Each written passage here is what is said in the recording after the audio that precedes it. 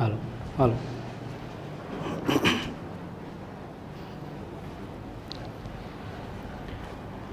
નમસ્કાર વિદ્યાર્થી મિત્રો, હું છું જયેશ પરમાર અને આપનું હાર્દિક સ્વાગત કરું છું એસએન વિદ્યાલયના આ ઈ લર્નિંગ પ્રોગ્રામમાં. વિદ્યાર્થી મિત્રો, ગયા સેશનની અંદર, ગયા લેક્ચરની અંદર આપણે ગર્ભધારણ અને ગર્ભીય વિકાસ જે ટોપિક છે એની શરૂઆત કરી હતી, જેમાં ગર્ભધારણ જે છે એ કમ્પ્લીટ કરી ચૂક્યા છીએ. આજના સેશનમાં આપણે મિત્રો ગર્ભીય વિકાસ જે છે એના વિશે ચર્ચા કરવાના છીએ, એ ટોપિક કમ્પ્લીટ કરવાના છીએ. વિદ્યાર્થી મિત્રો, ગર્ભીય વિકાસની શરૂઆત ક્યારે થાય? તો જ્યારે ગર્ભ જે છે એ ગર્ભાશયમાં ધારણ થાય ત્યારબાદ એના વિકાસની શરૂઆત થાય. હવે આ જે ગર્ભનો વિકાસ છે વિદ્યાર્થી મિત્રો, એ ત્વરિત નથી, ક્ષણિક પૂરતો નથી, પણ એક નિશ્ચિત સમયગાળાનો હોય છે. હવે આ નિશ્ચિત સમયગાળો અલગ અલગ પ્રાણીઓ માટે, અલગ અલગ સજીવો માટે અલગ અલગ હોય, બરાબર. અહીંયા આપણે માનવ પ્રજનન ભણીએ છીએ, એટલે માનવ ગર્ભ વિકાસની વાત કરીએ તો એ 9 મહિના સુધી ચાલતો હોય છે. તો 9 મહિના દરમિયાન આ જે સ્થાપિત થયેલો ગર્ભ છે કે જે ગર્ભાશયની દિવાલમાં ધારણ થયેલો છે, તે ગર્ભ ધારણ થયા બાદ એના વિકાસની જે યાત્રા જે છે અથવા તો આખી પ્રક્રિયા જે છે એ સ્ટેપ બાય સ્ટેપ ક્રમશઃ કેવી છે અને કેવી રીતે કમ્પ્લીટ થતી હોય છે એના વિશે આપણે વાત કરવાના છે. તો આવો વિદ્યાર્થી મિત્રો, શરૂ કરીએ આજનું સેશન. ગર્ભ વિકાસ જે છે એની આખી પ્રક્રિયા છે. તો વિદ્યાર્થી મિત્રો, ગર્ભસ્થાપન બાદ તરત જ અંતકોષ સમૂહ એટલે કે ભ્રૂણ જે આપણે કહીએ છીએ એ બાહ્ય ગર્ભસ્તરથી ઓળખાતા બહારના સ્તરમાં, બાહ્ય ગર્ભસ્તર તરીકે ઓળખાતા બાહ્ય જે છે બહારના સ્તરમાં અને અંતઃગર્ભસ્તરથી ઓળખાતા અંદરના સ્તરમાં વિભેદન પામે છે. એટલે અહીંયા કહેવાનો મતલબ શું થાય, જરાક જુઓ ધ્યાનથી, કે ગર્ભસ્થાપન થઈ જાય ત્યારબાદની વાત કરે છે. તો ગર્ભસ્થાપન કમ્પ્લીટ થયા પછી તરત જ અંતઃકોષ સમૂહ એટલે કે ભ્રૂણ જે સ્થાપિત થયું છે તે, આ ભ્રૂણ છે એ બાહ્ય ગર્ભસ્તરથી ઓળખાતા બહારના સ્તરમાં, એટલે એક સ્તર કેવું બનાવે છે જે બાહ્ય ગર્ભસ્તર તરીકે ઓળખાય છે એટલે બહારનું સ્તર, એમાં અને અંતઃગર્ભસ્તરથી ઓળખાતા અંદરના સ્તરમાં વિભેદન પામે છે. વિભેદન પામવું એટલે અલગ થાય છે. અલગ એટલે આમ છૂટું ના પડે, પણ એક અલગ વિશિષ્ટ રચના જે છે એનું નિર્માણ કરે છે. ખ્યાલ આવે છે? એટલે દાખલા તરીકે હું એમ કહું તમને કે અહીંયા જે છે એક ઉદાહરણ આપીએ કે દાખલા તરીકે આ જે છે આ એક સ્તર છે, અંતઃગર્ભ સ્તર. તો હવે શું થાય આમાં? તો કે અહીંયા જે છે થોડુંક વિભેદન થવું એટલે થોડોક ફેરફાર આવો એમ. તો આ ફેરફાર કેવો? તો એક બહાર તરફ જે છે બાહ્ય ગર્ભ સ્તર તરીકે ઓળખાતી રચના અને અંદર તરફ જે છે અંતઃગર્ભ સ્તર તરીકે ઓળખાતી રચના. તો પહેલાં કરતાં આ રચના થોડીક અલગ દેખાય છે, એમ આ જે છે એ 3 સ્તરોમાં વિભેદિત થાય છે, એમાં ફેરફાર અનુભવે છે, ફેરફાર પામે છે, બરાબર છે. તો વાત શું થઈ કે ગર્ભ હવે અથવા તો ભ્રૂણ છે એ બાહ્ય ગર્ભ સ્તર અને અંદરનું અંતઃગર્ભ સ્તર આ તરીકે ઓળખાય છે, એમાં રૂપાંતરિત થાય છે અથવા એમાં વિકાસ પામે છે. આ પહેલી રચના. હવે આગળ શું કહે છે કે બાહ્ય અને અંતઃગર્ભ સ્તરની વચ્ચે, બાહ્ય અને અંતઃગર્ભ સ્તરની વચ્ચે મધ્ય ગર્ભ સ્તર તરત જ દેખાય છે. હવે એ તો સ્વાભાવિક વાત છે મિત્રો કે દાખલા તરીકે કોઈ આ બોર્ડની વાત કરીએ, સમજો તો બોર્ડ જે છે, આ બોર્ડ છે એની અંદર મેં અહીંથી જે છે એક આમ લાઈન કરી દીધી છે. દાખલા તરીકે આ એ પોર્શન છે, એક ભાગ છે, અને અહીં લાઈન કરી દીધી આ બીજો ભાગ છે, તો વચ્ચેનો ભાગ ઓટોમેટિકલી ક્રિએટ થઈ ગયો છે. ખ્યાલ આવે છે? એમ કહેવાનો મતલબ શું છે કે એક બાહ્ય ગર્ભ સ્તર અને એક અંતઃગર્ભ સ્તર થાય તો મધ્ય ગર્ભ સ્તરનું નિર્માણ આપોઆપ ત્યાં થતું હોય છે, એટલે કે એ સ્તર તરત જ દેખાય છે, બરાબર. તો હવે શું થાય છે કે મધ્ય ગર્ભ સ્તર તરત દેખાય છે, એટલે હવે જે અહીંયા ભ્રૂણ હતો એ 3 સ્તરમાં વહેંચાઈ ગયો છે. 3 સ્તર કહી શકાય: બાહ્ય ગર્ભ સ્તર, મધ્ય ગર્ભ સ્તર અને અંતઃગર્ભ સ્તર. એ રચના જોવા મળે છે. આગળ શું કહે છે કે આ 3 સ્તરો, આ જે સ્તર નિર્માણ પામે છે 3 સ્તરો પુખ્તમાં બધી જ પેશીઓના નિર્માણને વેગ આપે છે. પુખ્તમાં કીધું છે, બધી જ પેશીઓ છે ને એટલે ધીમે ધીમે જે છે એ પુખ્તતા તરફ આગળ વધે તો બધી જ પેશીના નિર્માણને વેગ કોણ આપે છે? તો કે આ 3 સ્તર કયા કયા? બાહ્ય ગર્ભસ્તર, મધ્ય ગર્ભસ્તર અને અંતઃગર્ભસ્તર. આ 3 સ્તર એવા છે કે શું કીધું છે? બધી જ પેશીઓના નિર્માણને વેગ આપે છે, એક પ્રક્રિયાને ઝડપી બનાવે છે એવું કહી શકાય છે. અહીં એ ઉલ્લેખ કરવો જરૂરી છે. શું ઉલ્લેખ છે? કે અંતઃકોષ સમૂહ જે છે એ સ્ટેમ કોષ, અત્યારે મોટું રિસર્ચ ચાલે છે, સ્ટેમ સેલ રિસર્ચ કહી શકાય, બરોબર? તો સ્ટેમ કોષો તરીકે ઓળખાતા કેટલાક કોષો ધરાવે છે. અંતઃકોષ સમૂહ જે છે એ જે કીધું હતું, અંતઃકોષ સમૂહ જે ભ્રૂણ છે, બરોબર, એ 3 સ્તરમાં વિભેદિત થાય છે, 3 સ્તર ધરાવે છે. હવે બરોબર, પણ એ ઉલ્લેખ જરૂરી છે કે અંતઃકોષ સમૂહ છે એની પાસે સ્ટેમ કોષ તરીકે ઓળખાતા કેટલાક કોષો હોય છે, ધરાવે છે, જે બધી જ પેશીઓ અને અંગોના નિર્માણની ક્ષમતા ધરાવે છે. આપણે જેમ કે ને સંપૂર્ણ ક્ષમતા ટોટીપોટેન્સી, બરોબર, એમ આ સ્ટેમ કોષ જે છે, સ્ટેમ સેલ છે, એની ઉપર રિસર્ચ અત્યારે મોટાભાગે એવું ચાલી રહ્યું છે કે આ જે સ્ટેમ સેલ જે છે મિત્રો, એ સ્ટેમ સેલમાંથી ભવિષ્યમાં કંઈક એવી નવી શોધ થશે, ભવિષ્યમાં આપણું મેડિકલ એવી એક લેવલ ઉપર પહોંચે એવી એક સંભાવના છે કે જેમાંથી કોઈ અંગ છે એનું ફરીવાર આપણે ડેવલપમેન્ટ કરી શકીએ. ખ્યાલ આવે છે? તો એ ખૂબ અગત્યની બાબત છે. તો એ કેમ કે એનું કારણ છે કે શું સ્ટેમ કોષ ઉપર શા માટે આ આખી અત્યારની માયાજળ અથવા તો સ્ટેમ કોષ ઉપર શા માટે આટલા બધા રિસર્ચ થઈ રહ્યા છે? કારણ કે સ્ટેમ સેલ જે છે, સ્ટેમ કોષ છે, તે શું કીધું છે? કેટલાક કોષો ધરાવે છે. આ સ્ટેમ સેલ જે છે પોતે અંતઃકોષ સમૂહમાં આવેલા હોય જે બધી જ પેશીઓ અને અંગોના નિર્માણની ક્ષમતા ધરાવે છે. બધી જ પેશી અને અંગ છે એના નિર્માણની ક્ષમતા છે, બરાબર. એટલે તો એવું થયું ને કે વનસ્પતિ જેવું, વનસ્પતિ જે છે એને કોઈ મૂળ પ્રાણો કે મૂળ છે, પર્ણ છે, પ્રકાંડ છે, એ રચના લઈ ને એમાંથી આખો છોડ બનાવી શકાય છે, એમ શરીર જે છે એના ખૂટતા અંગનું પણ નિર્માણ ભવિષ્યમાં થઈ શકશે, બરાબર. તો એ વસ્તુ છે એની ઉપર અત્યારે જે છે રિસર્ચ મોટા પાયે થઈ રહ્યું છે, બરાબર. તો એટલા માટે સ્ટેમ સેલ જે છે ખૂબ જ અગત્યની બાબત છે.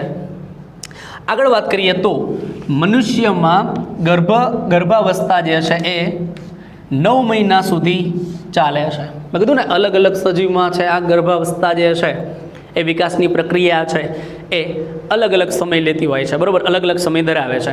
તો અહીંયા જે છે 9 મહિના સુધી જે છે મનુષ્યમાં એ ગર્ભાવસ્થા ચાલે છે, ગર્ભ વિકાસની પ્રક્રિયા ચાલતી હોય છે. તેમાં 1 મહિનાની ગર્ભાવસ્થા જો શરૂઆત થઈ ગઈ હોય ધીમે ધીમે આગળ વધતા, બરાબર. 1 મહિનાની ગર્ભાવસ્થા કેવી હોય? તો 1 મહિનાની ગર્ભાવસ્થા બાદ એટલે 1 મહિનો કમ્પ્લીટ થાય ત્યારબાદ ભ્રૂણ છે એનું હૃદય નિર્માણ પામે છે. કેમ?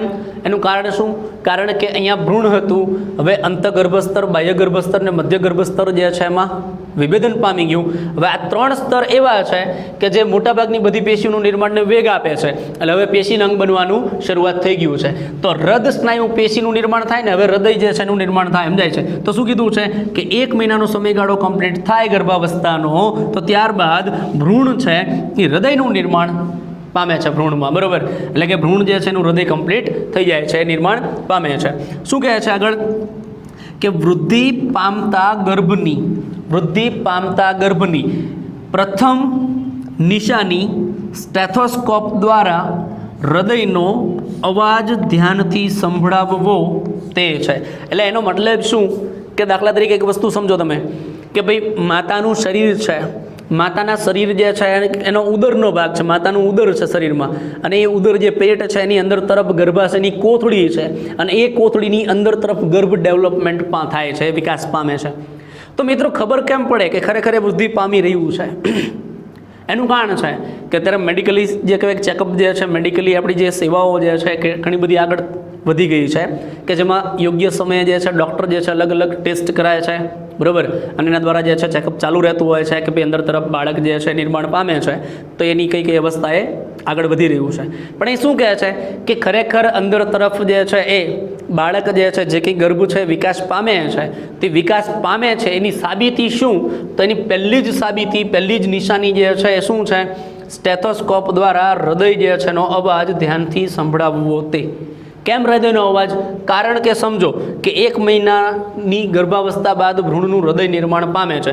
જો હૃદય નિર્માણ પામ્યું હોય બરાબર, તો વૃદ્ધિ પામતો ગર્ભ હોય તો શું થાય તો કે હૃદય નિર્માણ પામે છે તો એ ધબકવાની શરૂઆત કરશે. તો એના હૃદયના ધબકારા જે છે એનો અવાજ જે છે સ્ટેથોસ્કોપની મદદથી ધ્યાનથી સંભળાય એ એની નિશાની છે કે વૃદ્ધિ વિકાસ કમ્પ્લીટ ચાલી રહ્યો છે. બરાબર.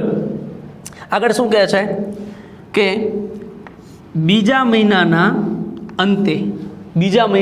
અંતે બરાબર ગર્ભમાં ઉપાંગો અને આંગળીઓ વિકસે છે.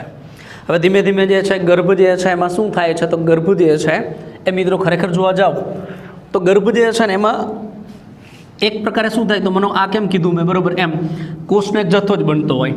તો અહીંયા જે છે એમ સમજો કે આ રીતે આમ તેમ કોષ જે છે એનો જથ્થો એક જે છે એમ કે એનો સમૂહ જે છે બનતો હોય બરાબર. તો આ જે છે આખી રચના છે ઘટના જે છે સતત કોષ વિભાજન છે એના માટે જવાબદાર છે, સમવિભાજન.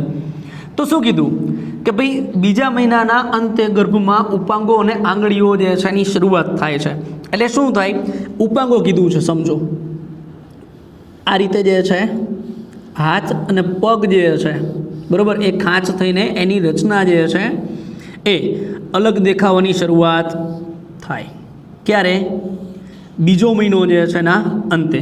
તો ઉપાંગો છે એમાં પણ ખાસ કરીને શું તો કે એની આંગળીઓ જે છે એ દેખાવાની શરૂઆત થાય છે બરાબર. ઉપાંગોની આંગળીઓ જે છે એની શરૂઆત થશે. તો ધીમે ધીમે હવે શું થાય વિભેદનની પ્રક્રિયા. કોષ છે કોઈ પણ કોષ હોય કોઈ પણ સજીવ છે એની અંદર શું હોય કોષ પહેલાં વૃદ્ધિ પામે વિકાસ પામે બરાબર. હવે શું થાય તો કે વિભાજન પામે એટલે સંખ્યા વધે અને ત્યારબાદ જે છે પેશી બને એટલે કોષનો જથ્થો બને તો વિભેદન પામે.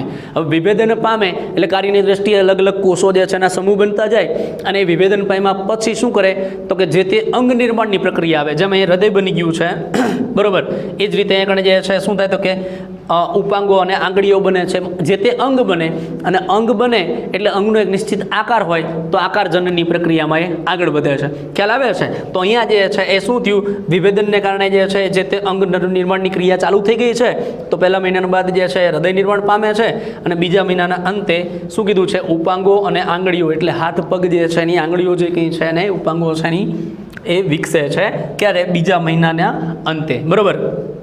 હવે શું કહે છે કે પ્રથમ 3 મહિનાને અંતે મોટા ભાગના મુખ્ય અંગતંત્રો નિર્માણ પામે છે. પ્રથમ 3 મહિના જે છે 90 દિવસ જેટલો સમયગાળો જે છે બરાબર તો એના અંતે મુખ્ય અંગતંત્રો નિર્માણ પામે છે. મોટાભાગના મુખ્ય અંગતંત્રો જે છે નિર્માણ પામે છે. શું કીધું છે? જેવા કે ઉપાંગો એ તો અહીં આપણે જોયું હતું એ કમ્પ્લીટ નિર્માણ પામે છે. તો ઉપાંગો અને બાહ્ય જનનાંગો જે છે એ સારી રીતે વિકસેલ હોય છે. એટલે એનો મતલબ કે ત્રીજા મહિના તરફનું જે ચેકઅપ જે છે દરમિયાન જે છે ત્યારે ભ્રૂણીય અવસ્થા જે છે ચેક કરવાની જે છે સખત વિરોધ છે મનાઈ છે બરાબર. પણ જ્યારે જૂના જમાનાની અંદર શરૂઆતના સમયમાં જે છે એ ભ્રૂણનું પરીક્ષણ બરાબર. તો આ જે છે ત્રીજો મહિનો જે છે તો એ વખતે ખબર પડી જાય કે જે છે જન્મનાર જે બાળક જે છે એ સ્ત્રી હશે કે પુરુષ હશે, નર કે માદા છે બરાબર. પણ અત્યારે જે છે ટોટલી બેન્ડ છે બરાબર કે એ વસ્તુ યોગ્ય નથી. આવનાર જે સજીવ છે એનું જાતિ પરીક્ષણ જન્મ પહેલાં કરવું એ કાનૂનીય ગુનો છે બરાબર. તો એ બાબત જે છે એટલે કહેવાનો મતલબ શું કે અહીંયા ઉપાંગો અને બાહ્ય જનનાંગો જે છે એ વ્યવસ્થિત વિકસેલ હોય. ક્યારે? તો કે પ્રથમ 3 મહિનાને અંતે મોટાભાગના અંગતંત્ર જે કંઈ છે નિર્માણ પામેલા હોય એમાં તો કે આ જનન અંગો છે એ પણ બાહ્ય જનન અંગો પણ વિકસિત થયેલા જોવા મળે છે બરાબર. હવે ગર્ભનું પ્રથમ હલનચલન એની મૂવમેન્ટ અંદર તરફ ગર્ભ જે છે હરીફરી શકે બરાબર. એમ તો એ પ્રથમ હલનચલન અને માથા ઉપરના વાળ 5મા મહિના દરમિયાન જોવા મળે છે. 5મો મહિનો જે છે એ વિકાસનો ચાલુ હોય ગર્ભાવસ્થાનો 5મો મહિનો એ દરમિયાન એનું પહેલું હલનચલન જે છે હવે માતાને ખ્યાલ આવશે કે અંદર ભ્રૂણ જે છે જે ડેવલપ થઈ રહ્યું જે છે અંદર તરફ બાળક જે છે બરાબર એ હલનચલન અનુભવે છે. તો એ માતાને હવે ધીમે ધીમે ફીલ થશે, બરાબર. તો એ જે છે એનું પ્રથમ હલનચલન અને એના માથા ઉપરના જે વાળ જે છે એ 5મા મહિના દરમિયાન જોવા મળે છે. આગળ કહે છે કે 24 અઠવાડિયા બાદ એટલે કે 24 અઠવાડિયા બાદ એટલે કે 8મા મહિના પછી શરીર જે છે એ સૂક્ષ્મ વાળથી ઘેરાય છે. શરીર જે છે સૂક્ષ્મ વાળ એટલે રૂંવાટી જે કહીએ, બરાબર, એનાથી આખું એક આવરણ એટલે કે ઘેરાય છે. એ જ દરમિયાન આ 8મા મહિના બાદ જે છે એ દરમિયાન આંખ જે છે એના પોપચા અલગ થાય છે. ત્યાં સુધી જે છે એની આંખ બંધ હોય, બરાબર, એના પોપચા જોડાયેલા હોય, હવે ધીમે ધીમે વિકાસ પામી અલગ થાય છે, એકમેકથી છૂટા પડે છે. હવે આંખના પોપચા છૂટા પડે કે 8મા મહિના બાદની ઘટના છે કે શરીર વાળથી ઘેરાય છે, બરાબર, શરીર સૂક્ષ્મ વાળથી ઘેરાય છે, આંખના પોપચા જે છે ખુલ્લા થાય છે, અલગ થાય છે અને પાપણોનું નિર્માણ થાય છે. એ જે આંખના પોપચા જે છે એની ઉપર પાપણ જે આપણે કહીએ એ નિર્માણ પામે છે, બરાબર. ગર્ભાવસ્થાના 9 મહિના જે છે એ બાદ ગર્ભ સંપૂર્ણ વિકસિત બને છે. 9 મહિનાનો સમયગાળો છે એમાં ગર્ભ જે છે સંપૂર્ણ વિકાસ પામે છે, વિકસિત બને છે અને પ્રસૂતિ માટે તૈયાર થાય છે.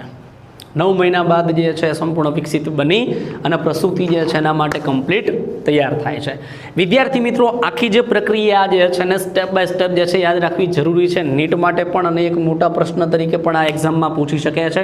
થોડુંક જે છે એને પાછું રિવાઇઝ કરી દઈએ તો ગર્ભધારણ અને ગર્ભીય વિકાસ જે છે, ગર્ભધારણમાં આપણે જોયું હતું જરાયુનું નિર્માણ થાય છે, માતાનું રુધિર જે છે એની આજુબાજુ જે ગર્ભનાળ છે એના દ્વારા એ એકમેકના કોન્ટેક્ટમાં આવે છે. એનું કામ શું છે જરાયુનું? તો જરાયુનું કામ એ હોય છે કે ભાઈ માતાના શરીરમાંથી શુદ્ધ ઓક્સિજન છે અને પોષક ઘટકો છે એ ગર્ભને પૂરા પાડવા અને ગર્ભ દ્વારા જે ઉત્સર્ગ દ્રવ્ય જે નિકાલ જે બને છે એનો નિકાલ જે છે માતાના શરીર દ્વારા બહાર કરવો. એ ઉપરાંત કાર્બન ડાયોક્સાઇડને પણ બહાર, એટલે એનો મતલબ કે વાયુઓની અને પોષક તત્વોની જે કહેવાય કે આપલે કરવાનું કામ જે છે એના વહનનું કામ છે એ જરાયુના માધ્યમથી થતું હોય છે. અને એ જોડાણ છે માતાના શરીર સાથે ભ્રૂણ જે છે નિર્માણ પામતા બાળકનું એક નવા સજીવનું, બરાબર. તો એ જે છે ગર્ભધારણ જે છે એની આપણે વાત કરી દીધી. હવે ગર્ભીય વિકાસ જે છે એની વાત કરીએ તો ગર્ભ સ્થાપન બાદ ગર્ભ વિકાસની શરૂઆત થાય છે. અને શું કીધું છે તો એની અંદર રહેલા અંતકોષ સમૂહ એટલે કે ભ્રૂણ જે છે, ભ્રૂણ છે એ ગર્ભ સ્થાપન પામી ગયો છે, જરાયુનું નિર્માણ થઈ ગયું છે. હવે શું થાય છે તો જરાયુનું નિર્માણ થયું એટલે માતાના શરીરમાં ધીમે ધીમે પોષણ લેતો જાય છે. તો પ્રશ્ન અહીંયા છે વિદ્યાર્થી મિત્રો કે સર જ્યાં સુધી માતાના શરીર સાથે ગર્ભનું જોડાણ ન થાય, જેને આપણે કહીએ છીએ કે ભાઈ કોડ, નોટોકોડ કહીએ અથવા તો જે કહીએ આપણે કે ભાઈ જરાયું છે કે ગર્ભનાળ જે છે, બરાબર, તો એ જે છે અમ્બિલિકલ કોડ જે છે જરાયું છે એનું નિર્માણ ન થાય ત્યાં સુધી આ જે બનતો ગર્ભ છે એને પોષણ કોણ પૂરું પાડે? એના માટે આગળ ચર્ચા કરી ગયા છીએ કે જે જનનકોષ બને છે એમાંથી અંડકોષ એક મોટો હોય, બાકીના 3 ધ્રુવકાય નાશ પામે. તે 3 ધ્રુવકાય જે નાશ પામ્યા છે, 3 ધ્રુવકાયના ભાગમાં આવતો જે કે કોષરસ ને પોષક તત્વ બધા ક્યાં છે? મોટા અંડકોષમાં છે. હવે એ અંડકોષ છે એની અંદર શુક્રકોષ છે એનું કોષ કેન્દ્ર જોડાય અને એનમાંથી 2n બને એટલે યુગ્મનજ બને. હવે એ ધીમે ધીમે ધીમે 2માંથી 4, 4માંથી 8, 8માંથી 16 કોષીય અવસ્થા જે છે એટલે મૃલ અવસ્થા છે એમ કરતાં કરતાં ધીમે ધીમે અંડવાહિનીમાંથી ધીમે ધીમે ક્યાં આવે છે? ગર્ભાશયમાં આવે છે. તો મિત્રો જ્યાં સુધી એનું જોડાણ એટેચમેન્ટ ફિઝિકલી જે છે માતાના શરીર સાથે જે છે ન થાય, માતાના શરીરમાંથી પોષણ લેતું ન થાય ત્યાં સુધી અંડકોષ છે એમાં રહેલા પોષક તત્વો એને વિકાસ વૃદ્ધિ માટે શક્તિ પ્રદાન કરે છે, ઉર્જા આપે છે, બરાબર, પોષક તત્વો એ પૂરા પાડે છે. હવે વાત કરીએ કે આ ભ્રૂણ જે છે એનું સ્થાપન થઈ ગયું છે તો અંતકોષ સમૂહ એટલે કે ભ્રૂણ છે એ બાહ્ય ગર્ભ સ્તરથી ઓળખાતા બહારના સ્તરમાં, એક બહારનું સ્તર અને અંતગર્ભ તરીકે ઓળખાતા અંદરના સ્તરમાં શું થાય છે? વિભેદન પામે છે. એટલે 2 સ્તર થઈ ગયા તો ઓટોમેટિક નીચે વચ્ચે એક સ્તર જે છે દેખાશે જેને શું કહેવાય? મધ્ય ગર્ભ સ્તર. તો ગર્ભીય અવસ્થા દરમિયાન જે છે શરૂઆત ક્યાંથી થાય? 3 ગર્ભ સ્તરના નિર્માણથી. બાહ્ય ગર્ભ સ્તર, અંતગર્ભ સ્તર અને મધ્ય ગર્ભ સ્તર, આ 3 ગર્ભ સ્તર જે છે એના નિર્માણની જે છે તો એ વિભેદનની દેખાવથી જે છે વિકાસની શરૂઆત થાય છે, ગર્ભીય વિકાસની, બરાબર. હવે શું કે આ 3 સ્તરો જે છે, 3 સ્તર જે છે હળીમળીને શું કરે તો 3 સ્તર જે છે પુખ્તમાં બધી પેશીઓના નિર્માણ માટે જવાબદાર છે, એટલે કે પેશીઓના નિર્માણને વેગ આપે છે. અહીં એ ઉલ્લેખ કરવો જરૂરી છે, અગત્યનું છે. કયો ઉલ્લેખ? કે અંતકોષ સમૂહ સ્ટેમ કોષો તરીકે ઓળખાતા કેટલાક કોષો ધરાવે છે. સ્ટેમ કોષ તરીકે ઓળખાતા જે કોષો જે છે કોણ ધરાવે છે? અંતઃકોષ સમૂહ અથવા તો ગર્ભ એટલે કે ભ્રૂણ ધરાવે છે, બરાબર. તો એ ભ્રૂણ જે છે એની પાસે સ્ટેમ કોષો તરીકે ઓળખાતા કેટલાક કોષો હોય છે જે બધી જ પેશીઓ અને અંગોના નિર્માણની ક્ષમતા ધરાવે છે. પ્રશ્ન પૂછી શકે કે શા માટે સ્ટેમ સેલ રિસર્ચ અત્યારે વેગ પામી રહ્યું છે? એની પાછળનું એક કારણ શું જવાબદાર? કારણ એ કે સ્ટેમ સેલ અથવા તો આ સ્ટેમ કોષ છે એની પાસે બધી જ પેશીઓ અને અંગોના નિર્માણની ક્ષમતા હોય છે, એટલા માટે ખૂબ અગત્યનું છે, બરાબર. અત્યારે જે છે મિત્રો, વિદ્યાર્થી મિત્રો, આપણે કહીએ ને બ્લડ બેંક, બરાબર, એમાં સ્ટેમ સેલ જે છે એની બેંક બની ગઈ છે, પ્લેસેન્ટલ બેંક, સમજાય છે. એટલે એ શું છે કે જ્યારે બાળકનું જન્મ થાય તો એની જે જરાયું જે છે, બરાબર, એ જરાયું જે છે એનો અમુક ભાગ જે છે કટ કરી અને એ જે છે બેંકની અંદર જે છે એ રજિસ્ટર્ડ કરાવી એ જે તે વ્યક્તિ જે માતા પિતાના નામે, બાળકના નામે, બરાબર, અને એને સ્ટોર કરવામાં, એને સાચવી રાખવામાં. કેમ? કારણ કે એક ઉમ્મીદ છે, સમજાય છે, એક વિશ્વાસ એવો છે, એક એવી આશા છે કે આવનાર ભવિષ્યમાં એ જે બાળકના સ્ટેમ કોષો અમુક જે છે એમાં સચવાયેલા છે એ કોષ ઉપરથી આવનાર ભવિષ્યમાં કોઈ અંગનું નિર્માણ જે છે જ્યારે પ્રક્રિયા જે કહેવાય કે ભાઈ સફળ બને ત્યારે આવનાર ભવિષ્યમાં એ બાળકનું શરીર છે એમાં કદાચ કોઈ ખોડખાં પણ સર્જાય તો એ જે તે અંગ જે છે એના રિપ્લેસમેન્ટ માટે અથવા અંગ નિર્માણ માટે આ કામ આવશે, બરાબર. ઘણી બધી અન્ય બીમારીઓ છે એના નિરાકરણ માટે પણ જે છે કામ આવશે. અત્યારે મોટા પાયે જે છે કહી શકાય કે ભાઈ એ સ્ટોરેજ કહી શકાય, તો એને એક સાચવવાની આખી બેંક જે કહીએ, બરાબર, બીજ નિધિ, સીડ બેંક, બિયારણ સાચવી રાખે, બ્લડ બેંક, બ્લડને સાચવે, બરાબર. એ જ રીતે જે છે આ સ્ટેમ કોષો જે છે એટલે કે જે જરાયું છે, નાળ જે કહીએ આપણે, ગર્ભનાળ, એના કોષો જે છે ને સાચવી રાખવાની અત્યારે જે પ્રક્રિયા જે છે એ અમલમાં છે, એટલે કે ઘણા લોકો જે છે સાચવતા હોય છે. મનુષ્ય જે છે એનું કારણ શું છે કે એની પાસે મોટાભાગની પેશીઓ અંગોના નિર્માણની ક્ષમતા હોય, એટલા માટે બીજું કંઈ નહીં, બરાબર. મનુષ્યમાં ગર્ભાવસ્થા જે છે 9 મહિના સુધી ચાલે છે. બધા સજીવોમાં અલગ અલગ હોય છે. મનુષ્યમાં કેટલી? 9 મહિના સુધી ચાલતી હોય છે. તેમાં 1 મહિનાની ગર્ભાવસ્થા બાદ, 1 મહિનો કમ્પ્લીટ થાય ત્યારબાદ ભ્રૂણ જે છે એનું હૃદય નિર્માણ પામે છે. હવે હૃદય નિર્માણ પામે એટલે અંગ નિર્માણની પ્રક્રિયા થઈ. અંગ નિર્માણ પામે તો એનો આકાર પણ હોવો જોઈએ. તો અંગ નિર્માણ એટલે અંગ જનન અને આકાર જનનની પ્રક્રિયા થાય, પણ એના પહેલાં કોષીય વિભેદન હોવું જરૂરી છે. કોષ વિભાજન, કોષીય વિભેદન, અંગ જનન અને આકાર જનન, બરાબર. તો જો હૃદય નિર્માણ પામી ગયું હોય તો વૃદ્ધિ પામતા ગર્ભની પ્રથમ નિશાની શું? કે અંદર તરફ જે છે એ સક્રિય રીતે વૃદ્ધિ પામે છે. તેની પ્રથમ નિશાની સ્ટેથોસ્કોપ દ્વારા હૃદયના અવાજ જે છે એ ધ્યાનથી સંભળાવ, એટલે કે ધબકારા જે છે, માતાના ધબકારા તો સંભળાય છે પણ અંદર રહેલી ગર્ભ જે છે એના પણ જે છે એ ધબકારા સાંભળવા, વ્યવસ્થિત રીતે સંભળાય તો એનો મતલબ કે વૃદ્ધિ પામે છે, બરાબર. તો વૃદ્ધિ પામતા ગર્ભ જે છે એની આ નિશાની છે, બરાબર. બીજા મહિનાના અંતે, બીજો મહિનો જે છે, બીજા મહિનાના અંતે ઉપાંગો અને આંગળીઓ જે છે વિકાસ પામે છે ધીમે ધીમે જે છે. એટલે શરીર જે છે આખું આમ એક તરફ જે કહી શકાય કે ભાઈ પિંડ જેવી રચના હોય, એમાંથી ધીમે ધીમે ધીમે ધીમે ધીમે જે છે ઉપાંગો જે છે શરીરમાંથી અલગ પડવાની ક્રિયા, અને આંગળીઓ જે છે પણ અલગ પડે, બરાબર. તો ઉપાંગો અને આંગળીઓ જે છે વિકસે છે ક્યારે? બીજા મહિનાને અંતે. પ્રથમ 3 મહિનાને અંતે મોટાભાગના મુખ્ય અંગતંત્રો નિર્માણ થઈ જાય છે. મોટાભાગના અંગતંત્રો જે છે એનું નિર્માણ થઈ જાય છે, જેવા કે ઉપાંગો અને બાહ્ય જનનાંગો જે છે એ સારી રીતે વિકસેલ હોય છે, બરાબર. ગર્ભનું પ્રથમ હલનચલન, પહેલી વખત જે છે અંદર તરફ ભ્રૂણ છે એ હલનચલનની પ્રક્રિયા જે છે એ અનુભવે તો પ્રથમ હલનચલન જે છે એ, અને એ ભ્રૂણ છે એના માથા જે છે, ગર્ભ છે એના માથા જે છે એના ઉપરના વાળ જે છે એ 5મા મહિના દરમિયાન જોવા મળે છે. 5મો મહિનો છે એ દરમિયાન જે છે. કેમ? કારણ કે હવે બીજા મહિને જે ઉપાંગો અને આંગળીઓ બની ગઈ છે મિત્રો, 3જા મહિને અંગતંત્રો મોટાભાગના નિર્માણ થઈ ગયા છે. જો 4થો મહિનો કમ્પ્લીટ થાય તો 5મા મહિને જે છે હવે એની અંદરનો સ્નાયુ વિકાસ કમ્પ્લીટ થયો હોય તો એ ફ્લોટિંગ એટલે કે હલનચલન જે છે અનુભવી શકે છે. હૃદય તો જે છે નિર્માણ થઈ ગયું છે તો અંદર તરફ રુધિર જે છે એનું વહન પણ શરૂઆત થઈ ગઈ હોય, બરાબર. તો એ જે છે હલનચલન અનુભવે છે. તો 5મા મહિને જે છે પ્રથમ હલનચલન જોવા મળે છે અને માથા પરના વાળ જે છે પણ જોવા મળે છે. 24 અઠવાડિયા બાદ એટલે કે 8મા મહિના બાદ જે છે એ શરીર જે છે એ સૂક્ષ્મ વાળથી ઘેરાય છે.